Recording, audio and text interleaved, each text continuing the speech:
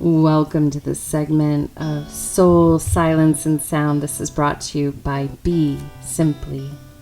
Stars, trees, clouds, and the moon.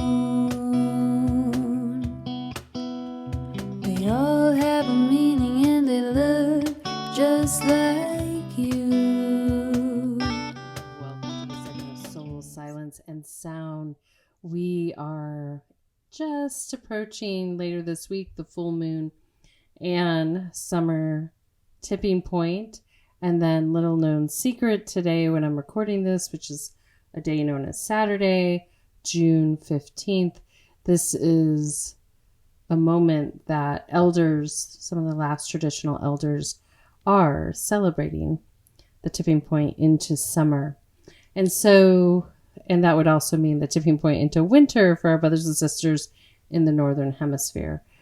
So we have been clearing, aligning, calibrating, shedding, feeling, and seeing truths that we didn't imagine.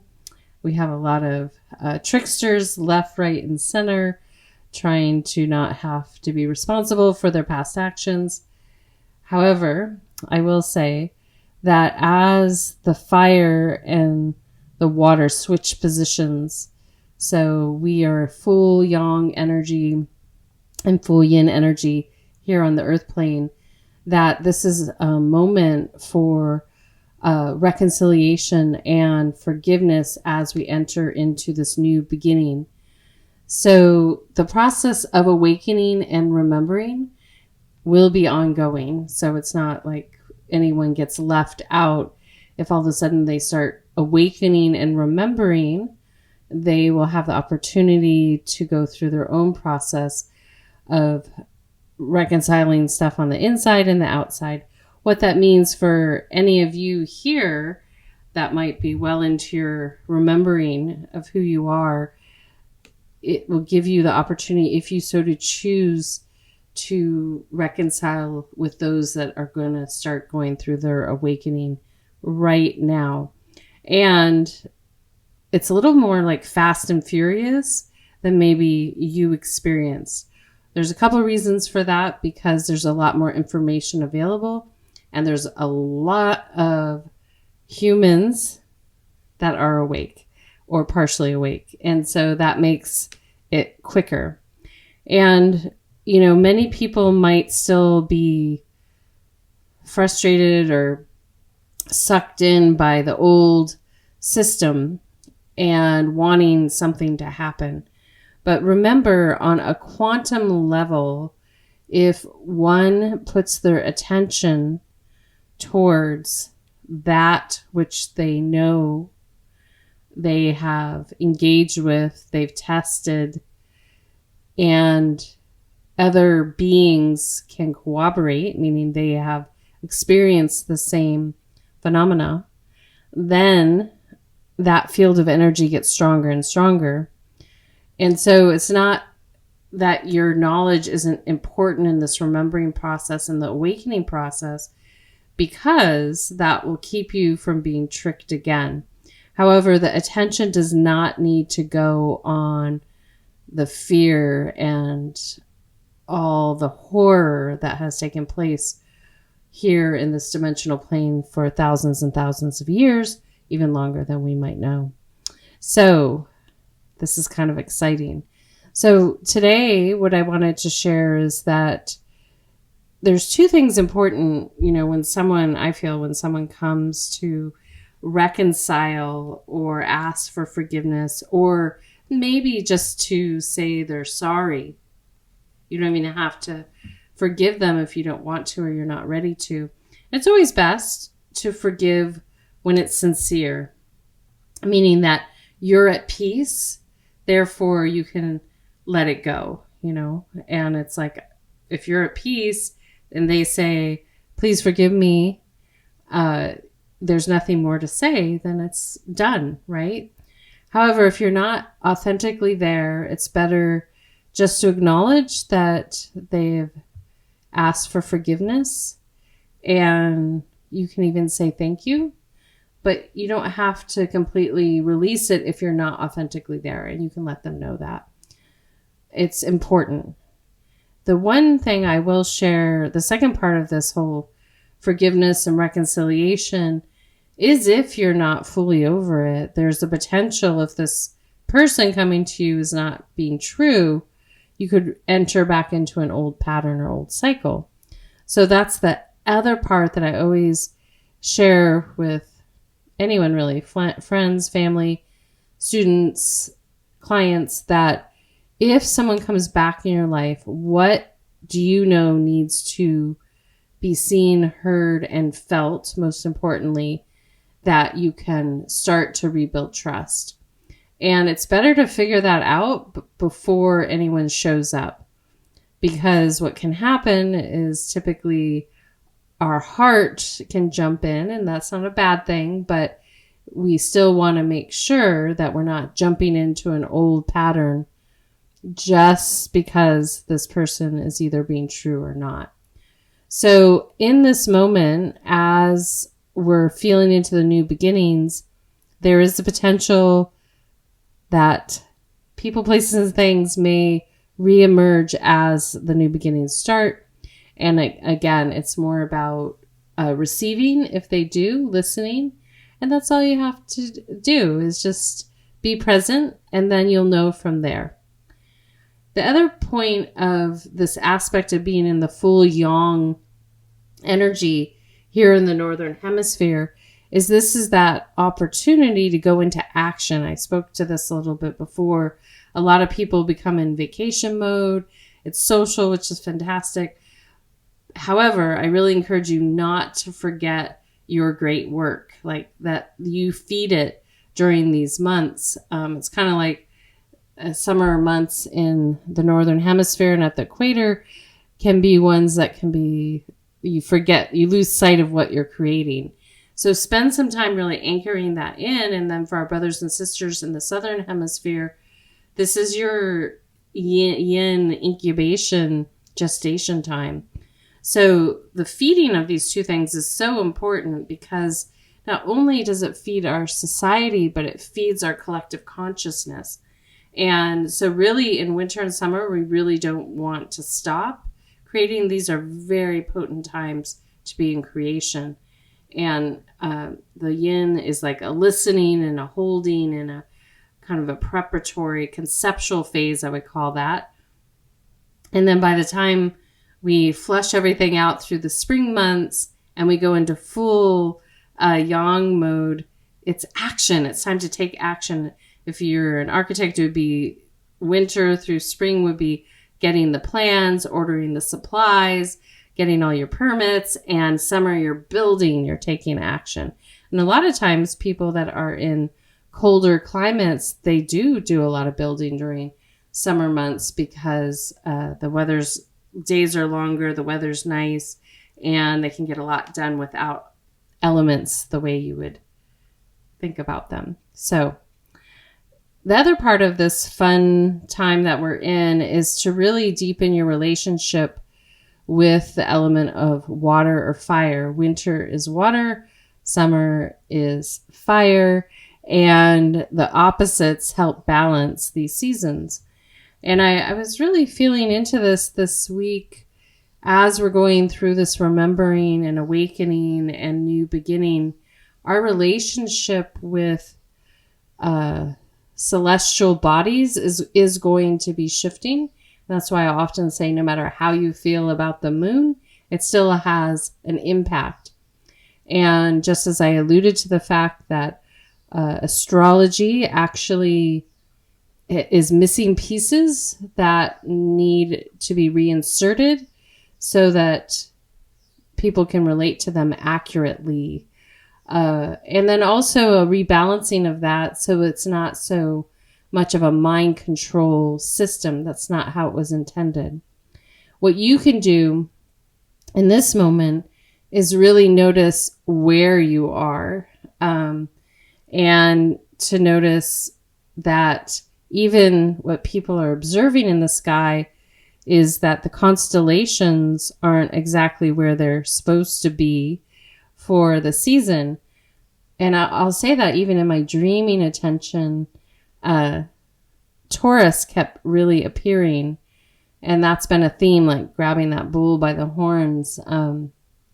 So to consider that, because the astronomy, naked eye astronomy is super valuable as a wayfinding and also relation. If you live in an area where it's not polluted by a lot of commercial lighting or human-made lighting, you will notice there's this great conversation between you and the stars. And it's so magical and unexplainable. And sometimes constellations that you can't see in a cityscape, when you're out, you'll see a lot more. And so as we begin to have a better understanding about the stars and the celestial bodies and what they are, we'll be remembering more than understanding. And that's really where I encourage you all to listen, because it's really easy for the World Wide Web, the internet, just to put out sound bites and say, oh, this is the truth. Where you get to have a deeper relationship with yourself and the world as you know it is to really, really, really listen for yourself and test it. Feel into it. See what's shifting.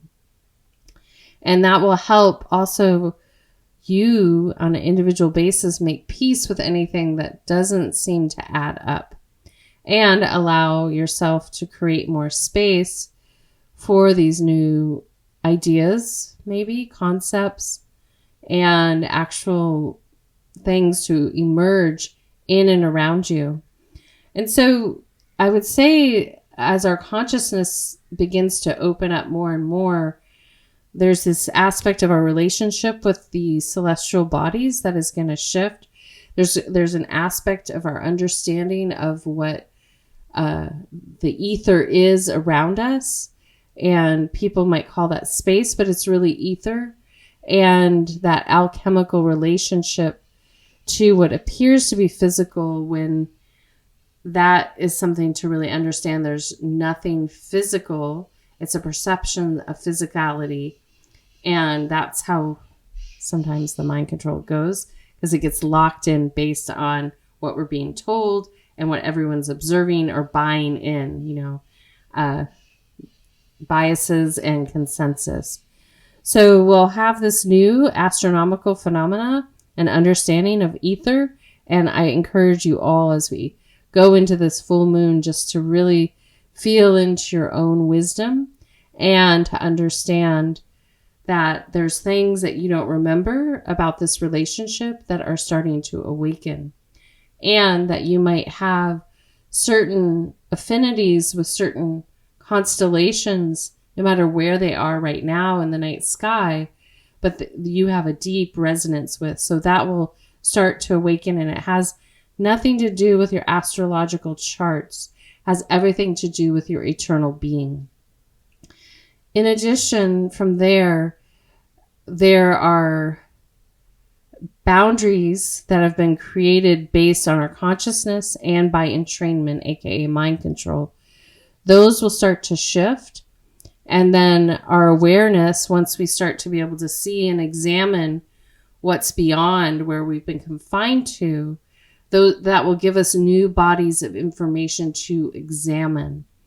And remember, there's nothing to fear. Fear has been the tactic to hold everyone's mind to be entrained here. And if you have a faith-based system that requires you to be fearful, or fearful, what's the other word I'm looking for? Obedient, fearful and obedient. Understand that that's going to shift, and I encourage you to open your heart, because there's this divinity that runs through all of us that does not require that, and it's based on love. And so you can explain it a million ways, sideways. That's your choice. It might even be your path to understand what it means to give way to something or someone that wants to control you. That's a huge lesson, to break free of needing to be controlled for your own salvation. It's a big lesson to learn. And I'll say, I want you to remember, nothing's fixed. You're fluid. You can move like water. You can move like fire.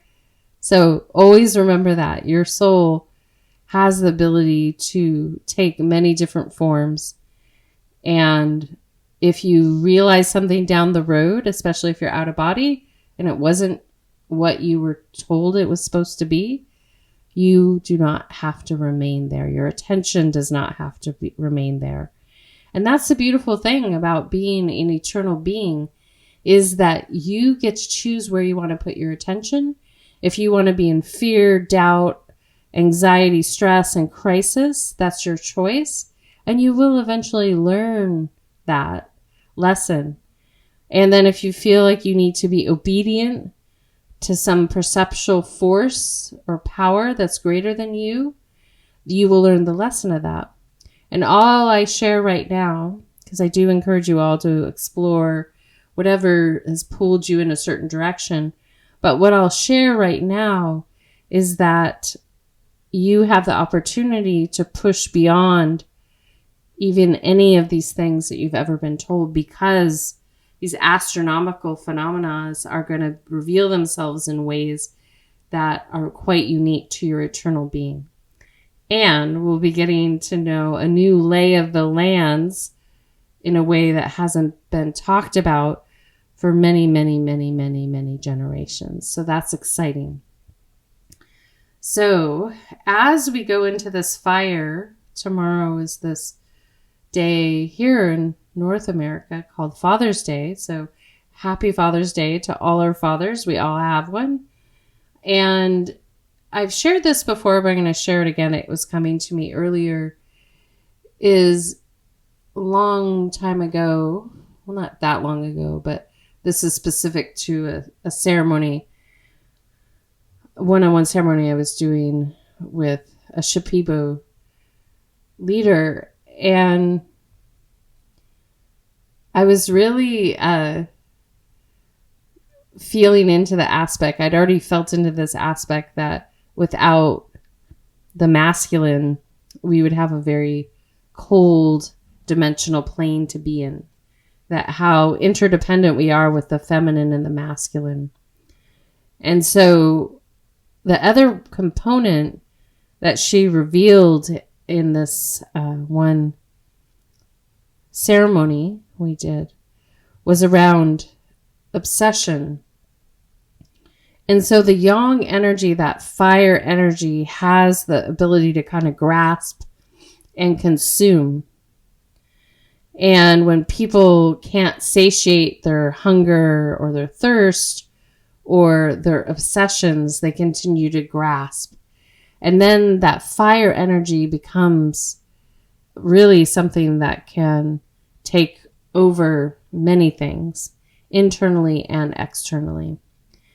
And so I share that is because the masculine energy internally is to be handled with care, very much like a fire if you set a campfire, and very much like this internal energy, we just don't want to keep throwing wood on it and misappropriating our resources to feed the fire.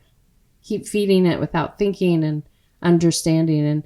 And maybe we want to keep that fire at a certain height just to keep it where we need to, or keep it going without overusing the resources. And so the element becomes very delicate. And, all of a sudden it could be extinguished or it could run away. But it's very delicate.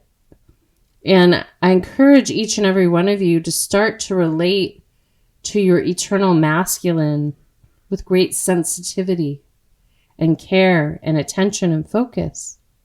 Unlike the energy of water, water is so vast and can take so many forms and fill in so many crevices. It has a power also. Yet it's a different alchemical element to be with. So if you're in the southern hemisphere, I encourage you to sit with the water even if it's frozen around you, but it comes in all forms. And for those in the northern hemispheres, we enter full fire to really understand there's a gentleness, and that the obsession that has been infiltrating the masculine energy that feeds all those systems that degrade human consciousness are ready to continue to be let go. And that this moment, by holding that fire energy just right, it will have a potency and an effectiveness that you can't imagine. And you'll have a better relationship with your internal masculine and feminine, because you realize that the yang, you've been sold kind of like a bill of goods that the yang is like this raw, like this force, but really to hold that fire very gently and to feed it and acknowledge it and pay attention to it and to focus on it. And I would say that's a similar metaphor would be when people go and start working on their physical body, they heat it up, right? They sweat, they perspire, and that's what happens in summer. And then if they let it go, like they stop working out or they stop doing their routine, it goes away quickly. And the same thing, if you don't pay attention to the fire, it'll go out and potentially quickly.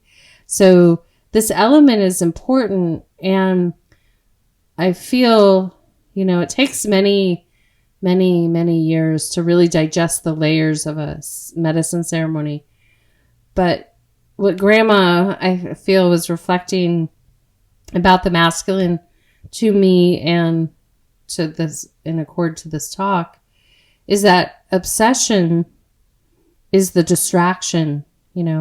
It's distraction, and it's really at play right now with technology, with human dynamics, the way people can just gobble something up and then get rid of it, let it go. There's no reverence for that energy of fire. So the opposite of, for me, I would say, of obsession with the masculine energy or the feminine would be to have a level of just patience and, I would say, restraint, discipline, that you're not just going to let the fire go like wild. You're not going to let your mind go wild and become obsessed and send your electrical energy everywhere that you're interested in. You're going to hold it and you're going to harness it so that we don't have a frozen earth plane, that we have the ability to keep that warmth and that alchemy and that dance between these two forces. So as we go into the meditation, I welcome you just to let all of that fade away, but just to really feel into the dance within you. Forget about any people, places, or things. Just feel into the dance within you. And then gently from there, see what's revealed. So with that being said, I welcome you to take a nice deep breath in. And then exhale out.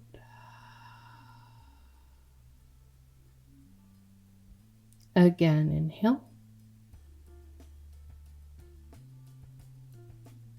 And exhale.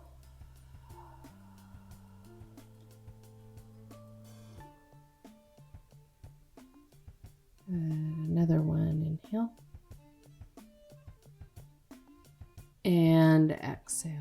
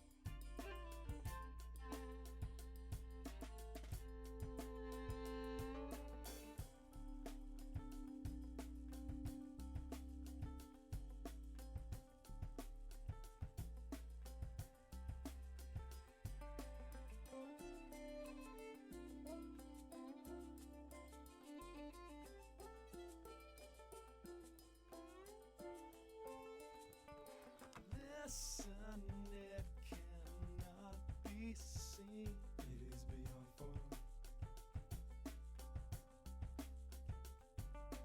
Look, it cannot be heard. It is beyond sound. Wait, it cannot be held back. The sands are falling down.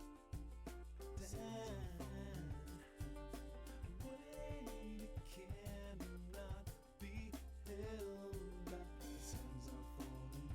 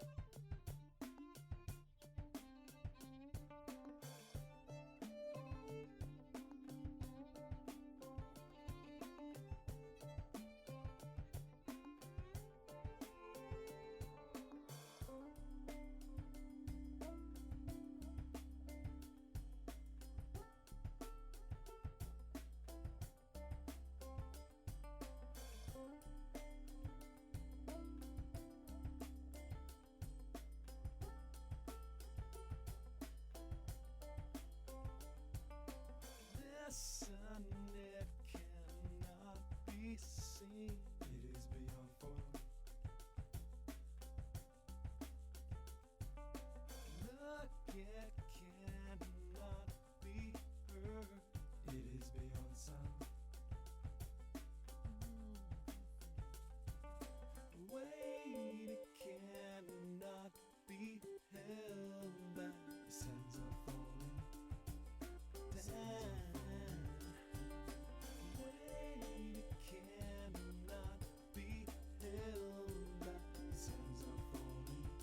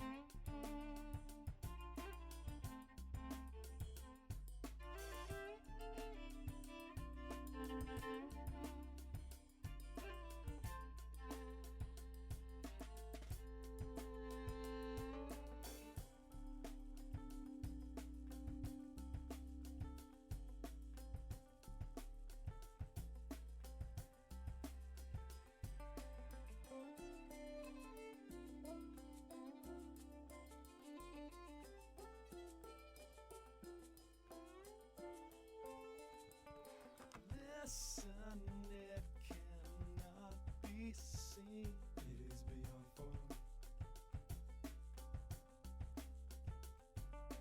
Look, it cannot be heard, it is beyond sound. Wait, it cannot be held back. The sands are falling down. Wait, it cannot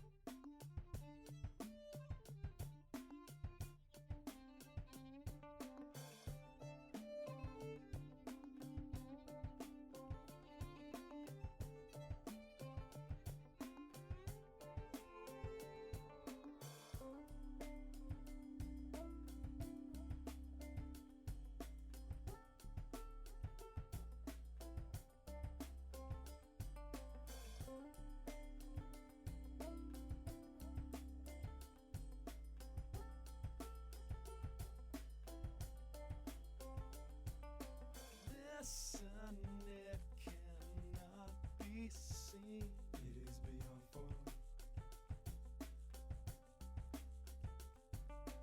Look, it cannot be heard, it is beyond sound.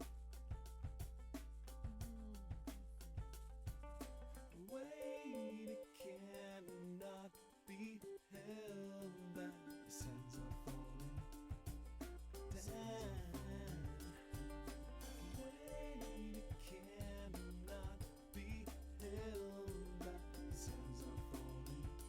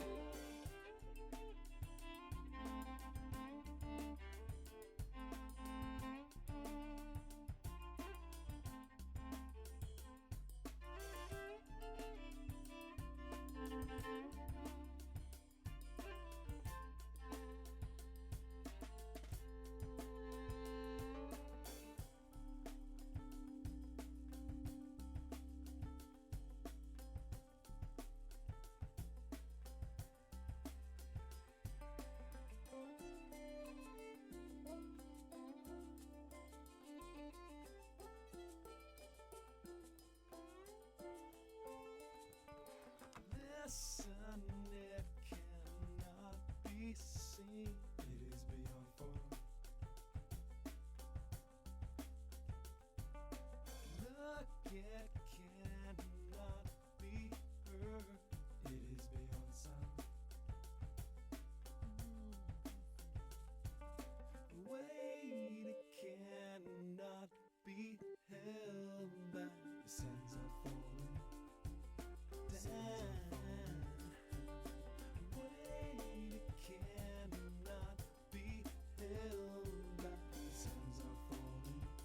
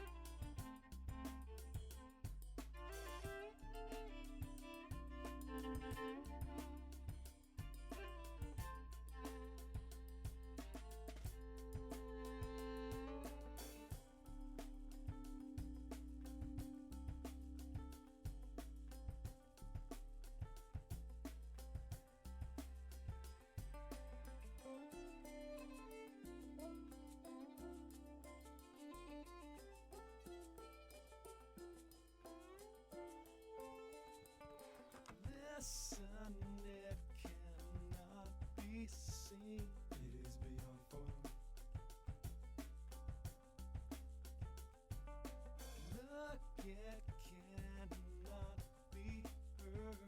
It is beyond sound. Wait, it cannot be held back. The sands are falling. Wait, it cannot be held back. The sands are falling.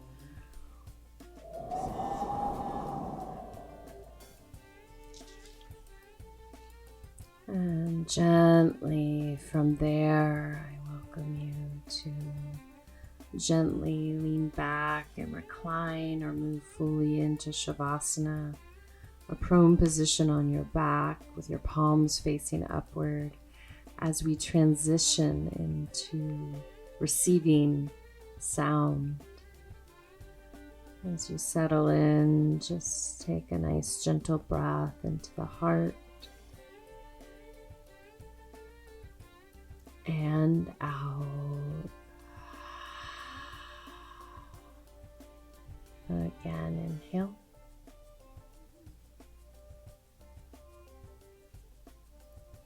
And exhale.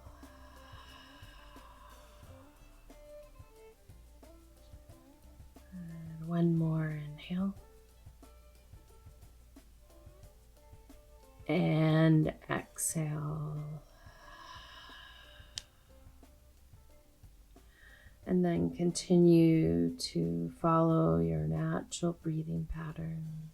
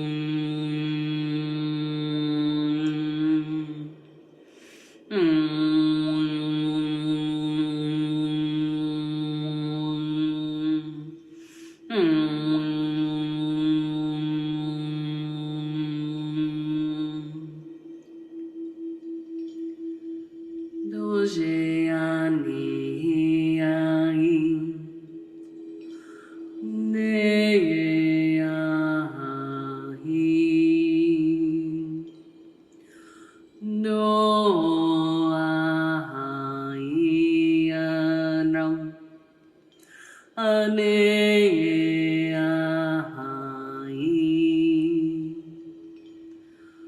adono ane ve ai ane ane ram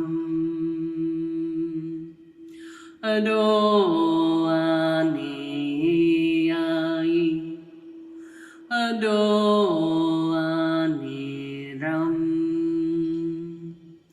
ado ai ai ane ahum ado ai ram ane ahai ane ahai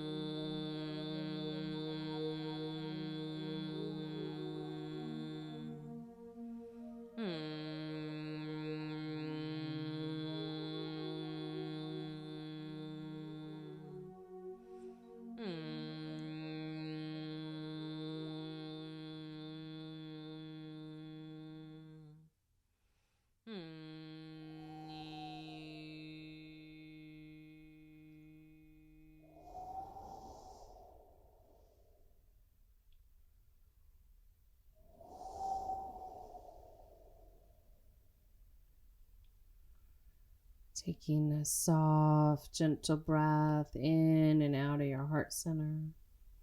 Gently breathing in and out. Again, inhale. And exhale. Good. One more inhale. And exhale. And as you continue to breathe in and out, I welcome you to follow your natural breathing pattern.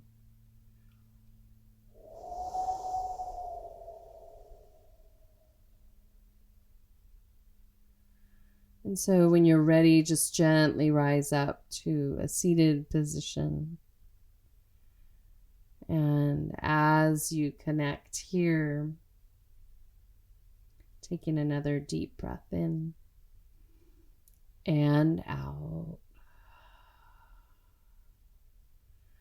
And so I welcome each and every one of you, one, to give gratitude for all aspects of yourself, and also to give gratitude for the masculine within you and your external father and the cosmic father.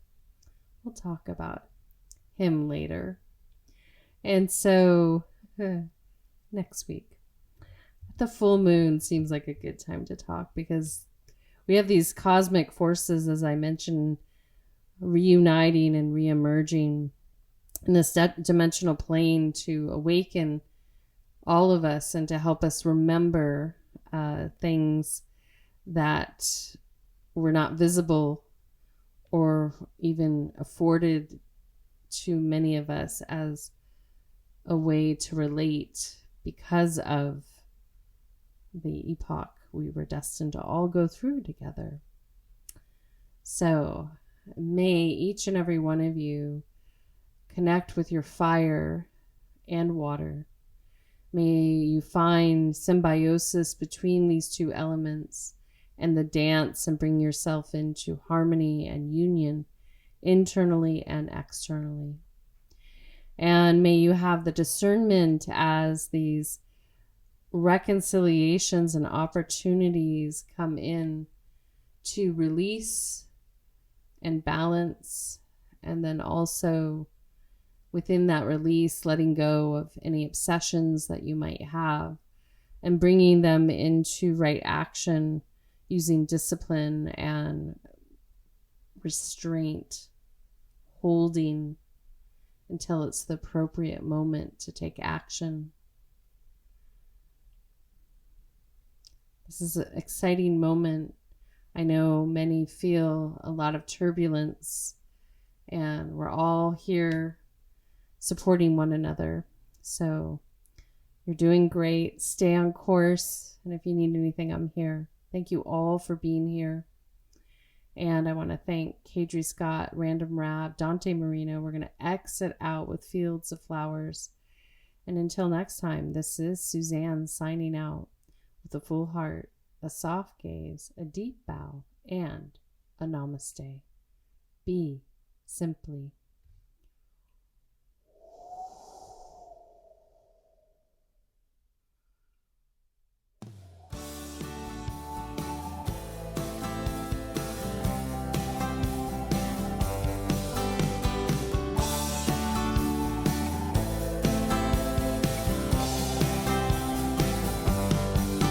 The way your eyes feel on me makes me feel alright.